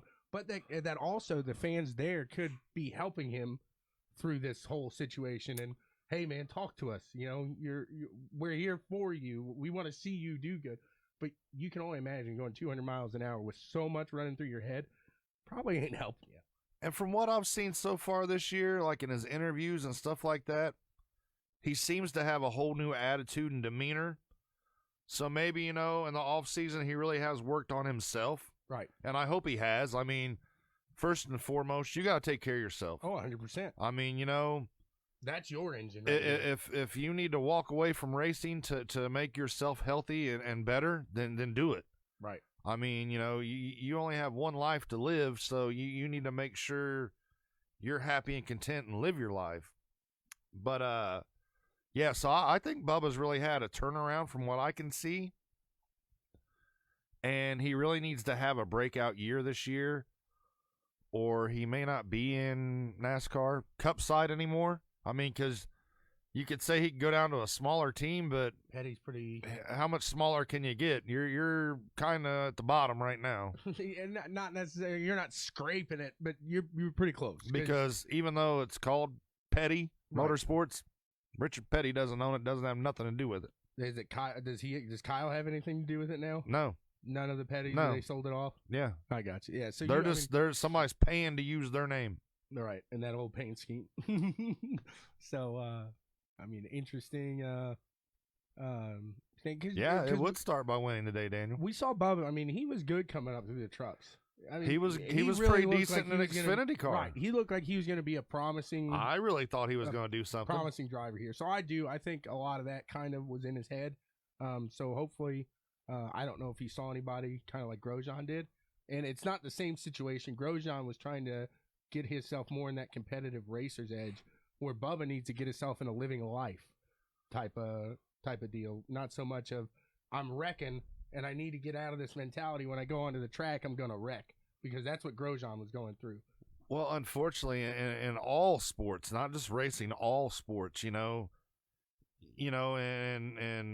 football, basketball, baseball, you got the guys coming up through college, and they get put on this pedestal to be the next Michael Jordan, say. Mm-hmm. And then when they get into NBA, and if they're not performing like that right off the bat, you get criticized, you get the finger pointed at you. And it's just like in racing. Like you said, Bubba was doing good in the trucks, coming up through Xfinity and was running pretty good. And I think he got, put up here and all this pressure put on him. And I think that pressure, makes you crack. You get out there and, I really got to do good, or I'm going to lose this sponsor, and you just, it's quicksand. Right. No, you're exactly right there. Everything just keeps pulling you down farther and farther and farther, and you can't get out and you can't catch your breath. Right. And before long, you're buried in it. You're sinking. Yes. Exactly. So, like I said, Bubba, you need to worry about yourself and make you happy. And if you lose your ride, yeah, it sucks, but you're a talented guy. Get your mind right, and you'll bounce back into something. But like I said, you got to take care of yourself, and I think he's done that. Eric Smith, he's down in Daytona. Yep. And the hotel where he's staying at in the lobby the other day, they had Richard Petty and Bubba was down there. They were doing interviews. Nice. So, and there again, he in the picture, Bubba looked like he was happy. So hopefully, he has a good year this year. Right, absolutely. So, I mean, is he going to go out there and win a championship this year? No, probably not. But, I mean, get a few top fives in there. He got the Brickyard 400. He got Daniel, that was not my fault. He got the podium in the Brickyard. He finished third there. So, I mean, granted, that was midway through that season, but that still rides with you. I mean, you're still thinking that, like, man, I put it on the podium at Indianapolis. Like, that's not an easy track for these guys. And he didn't start up near the front, too. So that's a big feat for him. And you need those little achievements to start right. Turning around. Not wins either. Just consistent finishes will get your go out there and you're top of the charts in practice. That's a little feat that makes you feel that much better. You go out there and qualify, and you qualify top 10. Yeah, it's not the pole, but still a top 10. That's a good qualifying result. That's, makes you feel that much better. Go out there in a race. There again, finish top 10, top 5. It's just the little things that keep adding up that you'll get your confidence, you'll get that boost, and before you know it, you're going to be contending for the win. Right. So, Bubba needs that to happen.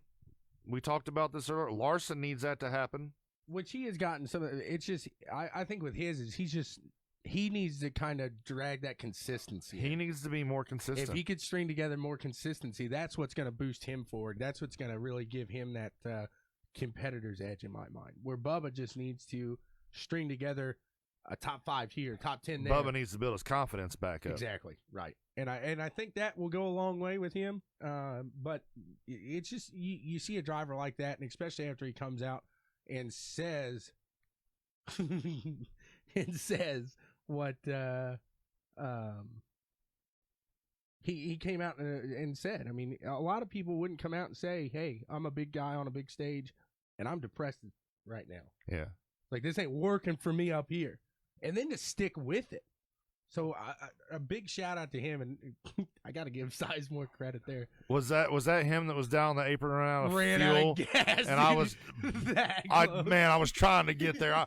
I couldn't push that throttle. I was trying to push it through the floorboard.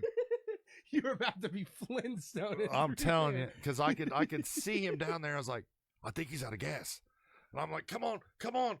He's gonna love this. Why didn't you transfer into the main? It was Sizemore's fault. It was. That was a good little one there. Never thought I'd be saying that on the show. and then in the consolation, Daniel and I start on the front row, and we're strategizing before the race even starts. Like, okay, we're gonna pit lap 1. We're going to put this much fuel in it. And people are probably thinking to themselves, what the heck are you pitting on lap 1 for? So in the heats, it's a 10-lap race in these heats, and you have to pit. It's a mandatory pit. The setup got messed up. So for qualifying, we had the race setup locked in. And for the race, we had the qualifying setup locked in. Well, in the qualifying setup, you could only go about 6 laps. So in a 10-lap heat race, you had to pit.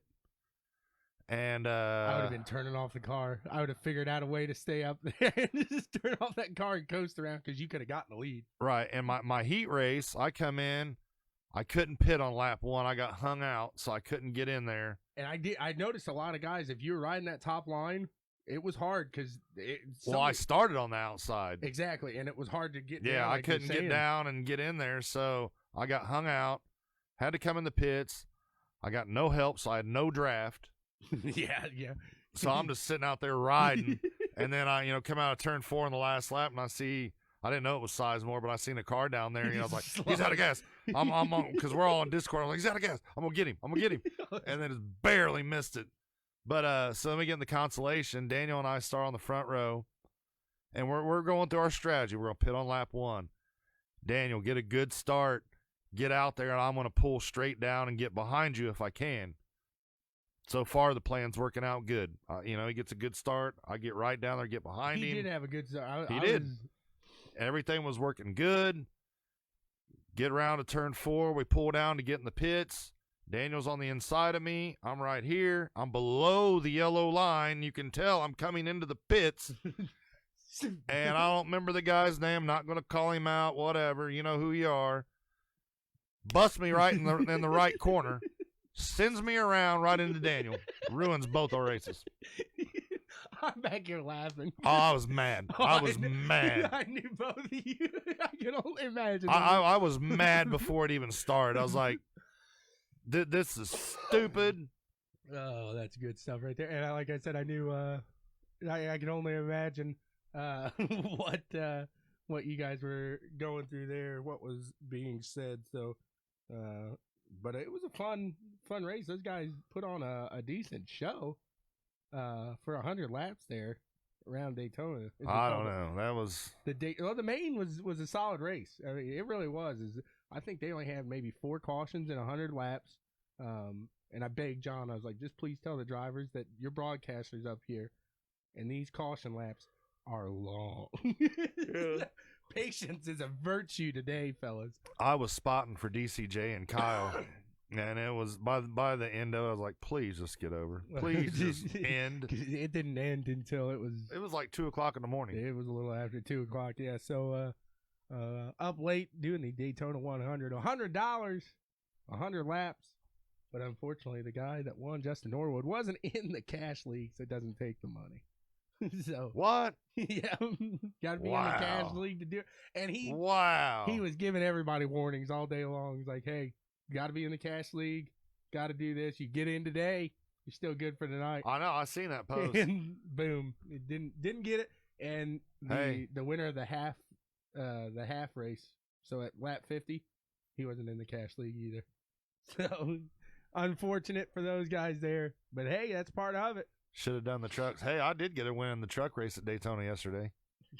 Dominic Weinkauf says getting back in traffic was a death sentence. It was. It was. Some of those guys, man, when they get back in there, they just throw it. But then you got other guys that will find that spot. But sometimes that's what you do. I mean, you do. You have to throw it because these guys, it's not like you got a turn signal and you say, can I get over, please? Well, here's the deal, though. I mean, you had, 34 cars in the feature? I think we had 60 cars entered total or something like that. So 60 cars entered, and I'd say of those 60 cars, 45 of them have probably never pack raced in their life. And especially in these super late models. Yeah. Because these super late models, they are I mean, these guys, I'm sitting there watching guys, and it's like, okay, when you're sucking up on somebody, learn to let out the gas a little bit. You don't need to be right on their back bumper. Because I'll be honest with you, when I turned that fast lap in practice. Oh, no, I saw it. DCJ and Kyle was right there. But I wasn't right on the back bumper. I was maybe a quarter car length off. Right. I was still in the draft. But that's the one bad thing. And we've talked about it before. I'm not going to cover it too much. But I wish bump drafting was more allowed. Oh, you could last night. It wasn't giving, incident points for bumping. Well, I'm talking, I want to get up to the dude and boom. Yeah. I want to push him forward in the whole aspect of bump draft. Now, they were pushing yesterday. I want to push him forward, get him accelerated, so I suck up into it and do that whole pull forward, and that's how you can. Well, you really don't need to slam them. No, but I mean, as long as you're drafting with them and you're right there, because when you're getting on back of him like that, all you're trying to do is the guy in front of you is cutting a hole in the air. Right, so you're sitting right there. Right, you're giving him a little push. When I'm saying bump draft, I'm talking like Gordon and Earnhardt back in the day when they would come up. And the bump, or if Gordon was the one bumping Earnhardt would go 5 miles per hour faster because of that bump. And then Gordon's going to get sucked up in that draft, pulling them away from the other guy. And they'd keep doing that. And they'd keep bump drafting all the way up. And that's how that restrictor plate race kind of got away. And now with these cars, it's harder to do that bump drafting. But these super late, man, that and the street stocks. I'll never, and I talked about it on the show before, but I'll never forget the first time I'm in a street stock race at Charlotte. I'm like, man, I'm going to bump draft this dude. We are going to go. No, I ain't. I just got 4X, baby. Yeah. But those cars are just set up so nicely. Boom, just bump and go. But, I mean, iRacing, you got a lot of guys that probably try to bump draft in the corners, and which yesterday you could push in the corners. But you can't connect in the corners. That's the thing that some of these guys aren't necessarily aware of is they want to connect in the corners and start that push in the corner. You can't do that. Right. You got to connect on the straightaway, and if you want to push, let him go in the corner, and then you're going to catch back up to him come the end of that turn. You're going to be right back on his bumper come that straightaway. So you got 4. Oh, and then let's talk. You want to talk about the All-Star race Wednesday night? Yeah, absolutely. A little, it was disappointing for us. It was looking really good. I mean, I was sitting there like, yeah, it was looking really good. We got this. But we touched on it. JD got a second place finish, and I really think JD, did he need it? No. Does that help JD? I'm not going to say he's in a slump because he's not, but J.D. Brown's not taking those wins as quick as he was back, just a few months ago. So to see him get up there into that and get that I was pleased to see that. Absolutely. And I think J.D. doesn't get enough credit. No. J.D.'s the guy that's out there working and grinding and getting these setups. And, the previous 2 weeks, the guy that won was on a J.D. Brown setup. Right. So, that's he is I think a silent benefactor, or not a benefactor, but a silent contributor, right, to that bad racing team, and does a fantastic job. But really, I wanted to see him win, but was just very happy to see him get that podium finish. Right. And I'd look out if I was the rest of that field for JD Brown coming, because we're in the mid-season championship week now. We're tied with VLR in the points, and that VLR team's starting to slip a little. Yeah, last week wasn't a good showing for him. No, I don't know. It seems, and I'm not going to say anything about our guys, but I really feel like there's a good chemistry. With those guys, and I don't know if that's there necessarily with that other team, and I think that has partially. And I think you need that.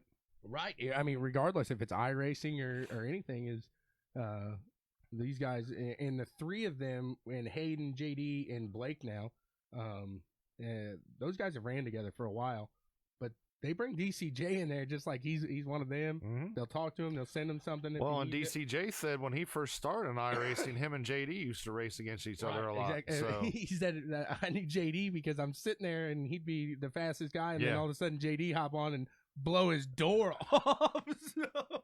And that's a little fun fact there by the but team of the week, Zach McSwain Racing again. Yep. So there's a team that's got some momentum going right now. They got Mr. Prestigious. Yep.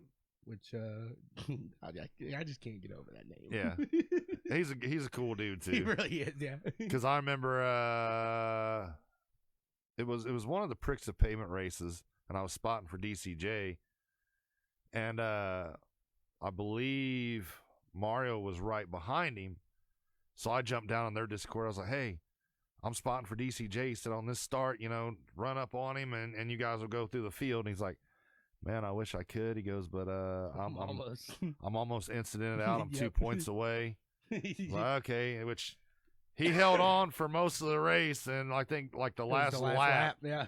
Poof, gone. But so Zach McSwain Racing's really got some momentum going right now. I mean, I think Hayden still has the points lead as far as drivers' points. I do believe so. Yep. So he is not pleased with himself, which I am. I'm very pleased with his performance, but you can just tell after talking to him, he's upset if he doesn't get a win. Well, he's competitive, man. I mean, you're a racer, and that's what you want to do. You want to win. Right. I mean, and especially, there's been like the week before last, he had the car to beat until somebody pulled a bullshit slider and knew they couldn't pull it off, and that cost Hayden the win. Right. So. It's like past few weeks, Hayden's had my kind of luck in these races. Not that I'm up there leading and stuff like that, but it's always something stupid.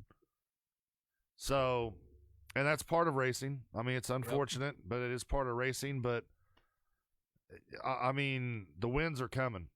Oh, yeah. I mean, the wins are coming, and I got a feeling if he gets that first one, a streak's going to happen. And I'll tell you, DCJ, don't close your eyes on him. He wants to tear through that field, and he got his wins near the end of last season. Yep. So when those come in here, you keep an eye out for those guys. And it's. But yeah, I mean, we're mid season this week, double points. Now I don't know if does double points work for the All-Star Series too. I don't think they're doing double points in mid-season this year. I think it may just be the final week this year. Okay. So last season they did do the double points in the mid-season championship. So we'll have to wait and see. But tonight, what's going on? Slide Job Sunday. Sunday. Jay Weezy and SRTV. We got the 305s and the 360 wing sprint cars. I don't know where they're racing at tonight, but it's Slide Job Sunday. Yes, it is. That was very good. I made sure I took off the headphones when I transitioned in. I really like the 305s just because I think they're fun. They're fun. They are, especially when the track's slick. So I don't like them when the track is tacky because it seems like, man, I can't turn this thing. Like I need to hit the gas to turn it, but I'm full throttle and I can't. I thought it was funny last Sunday on Slide Job Sunday at Felucia. I'm out there in 305s and practicing. I run up and I was like, oh, that's Austin Anderson. So I key up in team chat. I was like, hey, is that Howdy behind Austin Anderson? He's like, oh, I'm just toying with you. I'm like, okay. I said, well, let's get it. They're hanging right with him. I was like, this is cool. Tex is cool. I like him too. And then there again, some dumb shit happens, and I'm out. I was talking to him one day, and I think I said this on the show too, but I'm mic'd up, and everybody knows me as Tom Racker. So I'm mic'd up, and I'm talking some mad stuff to Austin Anderson, and he's over there like, who is this son of and I sent him a message. I was like, hey, by the way, dude, that's me, just to let you know. And he's like, dude, I was about to go nuts on you. So that was pretty good there. But do you think it sounds a little better in here? Yeah. Sounds a little why? A little tighter, a little more crisp. It's because of Oralex, that acoustic sound treatment. Yeah. They throw that in there. If you see up here, got this nice foam. Look, it's blocking the sound so much. Charlie's already sleeping, can't even hear us. He crawled up behind the Pro Max 2s there, and he's over there just taking a nap. And it's not actually soundproof, but it's sound isolating and it's sound treatment here, giving this Paddock a nice, firm, crisp sound. That's a hard word. Really, I talk with a lisp, so I can say crisp. There you go. So a big shout out to those guys. If you want the rumble of your engine just to purr in your race room, check out Oralex, because it's not just for people like us talking into microphones, stuff like this. This can really, my wife noticed the difference when she walked into the room.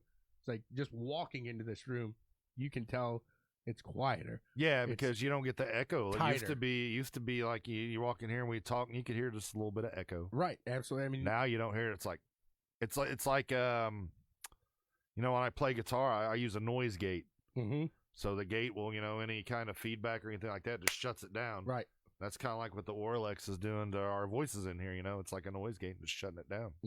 Shutting it down. This sounds really good. Shutting it down. But it just speaks in numbers when my wife, who knows nothing about sound and doesn't have an ear for that, to walk into the room and say, man, it sounds different in here. It does. And we're not even talking. No. Just her sliding the door. That's all it took right there. So big shout out to those guys, as they're with us for the entire year. So now when you break wind in the Paddock, it doesn't echo. No, but it picks up on the mic. It does. I'm not going to ask how you know that. Brad. He goes, "These Howdy. These crappers." I was like, "No, did you hear that?" Yep. So look at that. Just that much right there. And this right here, the other stuff, if you saw, which I don't know if you could really see it because this is a lot thicker, but if you happen to see the green and black that we had on there before, they let me know that you put a lighter to this, it ain't gonna do much. I mean, it's slowly. I mean, obviously flame, but it's the smell. It has flame retardant. Exactly. You put a flame to that. Exactly. It's an accelerant. Yes. So another big reason to go quality there and check out Oralex there. Just fantastic. We're gonna be making a car for them. We'll do a paint scheme, an Oralex paint scheme. I don't know what car I'm going to put it on yet. I'll think of something there. Maybe a Super Late or a SK Mon. I don't know. Something I need a paint for, because I'm trying. I need a paint for a K&N car. There you go, K&N, and I'll do oh goodness, what car did I just get? It's one of the road course cars. I need to start doing some road course racing. So much fun. Oh, I know. It really is. Yeah, I mean, you can't see. I was going to say you can see. I hooked the open wheel back up. Yeah. So I've been running with that. It's weird on dirt, but I'm getting a feel for it. I like it a lot better. And I was joking around with Brad, our Canadian friend. I sent him a picture of the tape. Like, they make that stuff like an hour away from my house. It's the best stuff you can get right there because it was made in Canada. So I nice. said, I got to show him that there. So he lives right by the set. And hey, I got my thing wrapped with the finest hockey stick tape you can find. I was walking around. I was looking for like tennis racket. But then I saw that and I was like, yeah, that'll work. And man, it really does. It's got a nice grip and everything like that. Nothing like yours though, because you've got a absolute that open wheel rim that you got. Oh, my F1 rim. Yeah, that's pretty there. So that's what I was gonna see. I haven't used it in a while, and that's why I'm saying I need to start doing some road course races so I can use it again. I've been just on my oval wheel. Been in talks with these guys here. Yeah. We're trying to get them on the show. Check out their wheels and some of the stuff they do. Wow, just phenomenal setups and stuff like that. I think we need to do a collab with Katie Dugas. I'm down with that. little Katie, fun. if you're listening, we need to get together and get you in Discord, and we can get on here and do some talking. There you go. I've watched some of her shows. She does pretty good. Absolutely. Yeah, she really does do a good job out there. So shout out to her. Yes, absolutely. That pretty much. Do you got anything else? Not really, man. I'm ready to get boogity and get this Daytona 500 cracking. Yeah, I think the official start time 3:15 or something like 3:18 or something. Exactly, some random time like that. But Daytona 500 today. Big shout out to all of our partners here: iRacing, iFlag, Barber Ford, Butt Kicker, Gamer 2, Gruntworks Custom Woods, TypoEdits.net. Remember to type in that BWSPORTS1 at your checkout. She's gonna give you a heck of a discount. Heck of a discount. So if you're Typo Edits, if you're looking for anything as far as you need a resume boosted, you need a cover page, you got a Valentine, maybe it didn't work out very well for you. You gotta smooth it out. I wonder if she could do me like a match or Tinder profile. I'm sure she could. See, exactly. So if you just want to look a little more professional, then get a hold of Typo Edits. I mean, I got the money shot. I just need the words to go with it. Right, exactly. So that's what she's there for. She's fantastic. She'll do a great job for you. First Financial Bank, as we got our John Wayne Buzzard. We got our polos, and they look nice. So if you see us out at the track this year, not for Carb Day, any other time I'll be out there. I'll probably be rocking the Checkers and Wreckers polo, making ourselves look a little more professional. We tell you to make yourself look a little more professional through resumes. So we got with John Wayne Buzzard. Yep. And made ourselves look a little more professional with some polos. Hey, and you know what? If you want to, say you're in the market for a new vehicle or used vehicle, you can talk to Dustin up at Barber Ford. And then if you find something you like, then you give old John Wayne Buzzard a little jingly jing, and he can set you up with some financial, and then bam, you got a car. And exactly. It's just that easy right there. A jingly jing. Jingly jing. And then another way too, you can get with Mary. There you go. I always forget her last A house. And because buy yourself a house. Right. If you're in the market for a house, contact Mary A house. And then How have they not done that before? I know, right? Like that just fits so and then there again, John Wayne Buzzard can hook you up on all your financial needs. So I mean, you know, we got you taken care of here, people. Absolutely. We're not just about racing. We're about you. Right. And you and you and you and you and you and all you guys back there in the corner, staying on the wall like you was Poindexter. Even you. Not that one guy though. Yeah, he's kind of lame. No, he's all right. We'll bring him on. That's Stillwell. Ryan Stillwell. Oh goodness! And like we said, you can hop over to Checkers and Wreckers Facebook page, BW Sports, Black and White Sports Facebook page. Any of those three, you can hit that Shop Now button and check out what we got going from Above Printing Concepts, as they are the official printer of BWSports1.com. We got the nice hats. We got the shirts. We'll have. We're gonna get some of the logos that Dustin made for the us. Checkers and Wreckers shirts with the mic and the headphone. I love that. Man. I do, and I think we're gonna do that on the front, and then we're gonna do TommyBoy's sign off on the back. That'll be a good one. That will be a good one. Maybe some tires screeching or something. We'll figure out something. I think the boys over at Black and White Sports are gonna do a shirt for their show as well. So. We got merch coming. Absolutely. It's 2020 is looking to be just a fantastic and a big year for us here And don't forget to check out CWTV during the week, too. You've been busy with the broadcasting, man. I'm trying. I was kind of disappointed Friday night because we did the, what's the Friday night league that we run the street stocks? Rolling Thunder. Yeah. He wasn't doing the broadcast. And it was funny because he was in there talking about the broadcast and stuff like that. And he's like, yeah, we'd like to get checkers and wreckers back doing. I said, so I keyed up, was like, yeah, I said, I know a guy at Checkers and Wreckers. And that guy goes, yeah, Sean? I said, yeah. I also know Chris. I said, I know Howdy, too. That's good. Oh, man. Yeah, he's part of it, too, guys. He is. The machine's the mastermind behind it. I'm just a Poindexter. Is he like the guy standing up on the wall? That's me. I'm just here to look pretty and talk. Hey, it works out. Right. So we got Daytona 500 action. Don't miss any of that. And you got anything else? No, not really. Had another fun one here with y'all today. Thank you for joining us here.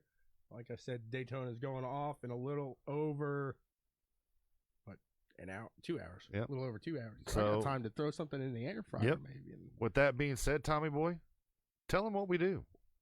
Oh, we forgot. What we forget? It's time. Oh, yeah, we did forget. The Checkers and Wreckers. Whoa, that ain't it. Picks. That's not it. No, it ain't. Goodness, I forget which one it is. Is it 12 or 14? I thought it was 12. What's that one? That one. No. Oh, yeah. The Checkers and Wreckers. Picks.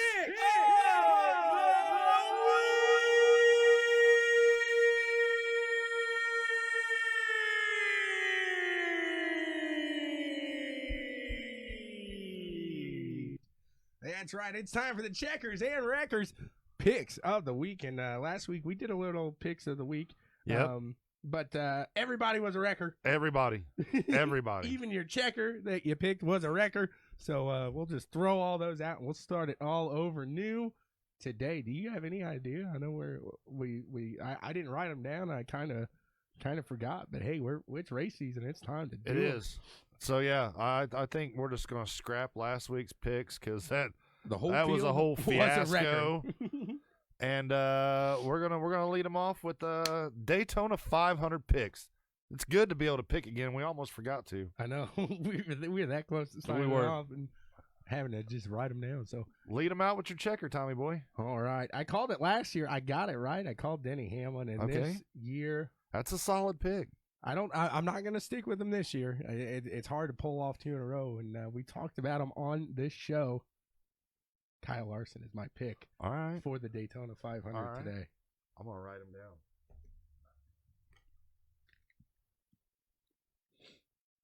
Make sure we don't miss any of this here. As we got Kyle Larson. Should I throw out my record here as your... I'll go with my checker. He's already shown speed this year, and he's already got a win this year. I'm going to go with Joey Logano. Fair enough. That was one of those I was going to go with there as well. So, good pick. Time for the wrecker, and I'm going to have to go with the pole sitter in Mr. Stenhouse. Stenhouse. And yeah, I mean... I'm not sure if he's actually going to wreck, but I don't think he'll finish up where he's starting. Top 10. No. Let's see, a wrecker pick, because I almost picked Stenhouse. No, it's not like we had it wrote down or anything. No. I'm gonna go with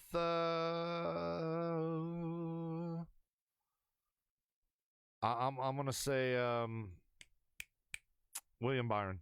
William Byron there, because he'll be starting in the outside of that second row there with that dual win. So we'll have to. Then dark horse. We talked about him on the show today. We'll go with Bubba Wallace. All right. And, I know I picked him a few times last year, but I really think this year is going to be promising for him. I know. Andy's with the Wood Brothers team. He's throwing it. Matt D. Yeah. Matt D. Benedetto. The Wood Brothers have the always Wood Brothers put are strong at Daytona. Yep, absolutely. I do agree with you on that one. So there you have it. That was the Checkers and Wreckers Picks of the Week for the first official time of the 2020 season. That's right. And now it's my time to thank you all for joining us today. Extend my warm wishes for you to have a fantastic week. Give my opportunity for Howdy to give any last final words he wants to say. I'm just going to tell you, have fun putting in the water heater today. Yeah, absolutely. And I'm going to tell you that it's Daytona 500 day, and I want you to drive fast, shift hard, and keep the rubber on the road. That's right. Keep it on the road today. On the road. Don't flip it. Don't turn it. Let's not have a big one. Let's have 40 drivers finish this race today. Let's have a good old time here. Daytona 500, Checkers and Wreckers style. Thank you for joining us. Howdy. We've had a good one here today. And tune in to SRTV later. Yes. Slide Job Sunday. I hope to be racing, but I hope to be racing too. I'm going to be fixing a water heater. So thank you all for joining in today. Kyle Busch for the Dominic. Just to jinx him. If I was to pick Kyle Busch as a wrecker, he would have won today. Oh, yeah. So hopefully we kept him out there clean. That's a true story. And goodness gracious, watch Stenhouse gets his first NASCAR win today. So thank you all again for joining. Check out the Daytona 500. We got a lot more things coming this week, and we got a load to talk about next week as racing is underway now. Oh, yeah. Thank you all, and you get one more. Peace. There it is.